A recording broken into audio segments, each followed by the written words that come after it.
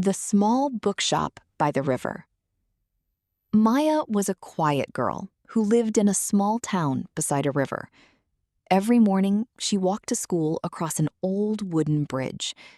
She loved books more than anything else in the world. When other children played games, Maya sat under a tree and read stories about brave heroes, magic forests, and faraway cities.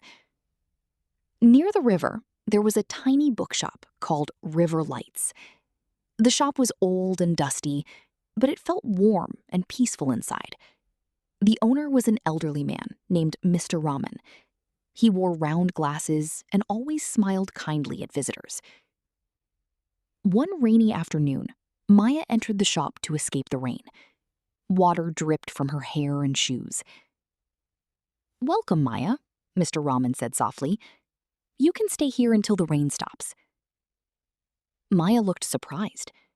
"How do you know my name?" Mr. Raman laughed gently. "Everyone knows the girl who carries books everywhere." Maya smiled shyly. She walked between the tall shelves and touched the colorful book covers. Suddenly, she noticed a small blue book hidden behind a pile of newspapers. The title was "The Secret of the Silver Key." "This looks interesting," Maya said. Mr. Raman became quiet for a moment. "Ah, that book is special," he replied. "Very few people choose it." Maya opened the first page carefully. Inside, she found a strange drawing of a silver key and a message. "If you are brave and kind, the key will show you the way." "What does it mean?" Maya asked. Mr. Raman smiled mysteriously. "Perhaps you will discover the answer." That night, Maya could not stop thinking about the book. The next afternoon, she returned to the shop and continued reading. The story was about a hidden garden somewhere in the town. According to the book, the garden could only be found by someone with a kind heart. Maya became excited. She wanted to find the garden.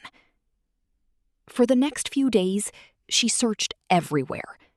She looked near the river, behind old houses, and beside narrow streets. But she found nothing.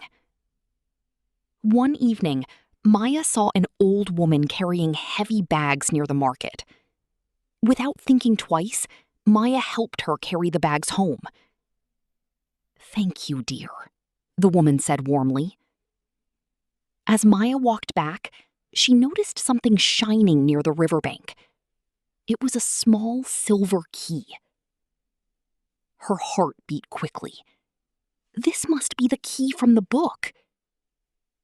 The key led her to an old gate covered with green vines. Maya pushed the gate open slowly.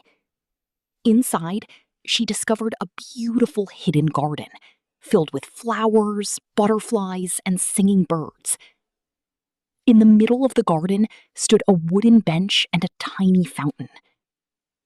Maya could hardly believe her eyes. The next day, she ran to the bookshop to tell Mr. Raman everything. But when she arrived, the shop was closed. A sign on the door read, "Thank you, Maya. The garden now belongs to someone truly kind." Maya never saw Mr. Raman again, but she visited the secret garden often. There, under the bright sky and beside the sweet-smelling flowers, she continued reading books and dreaming about wonderful adventures.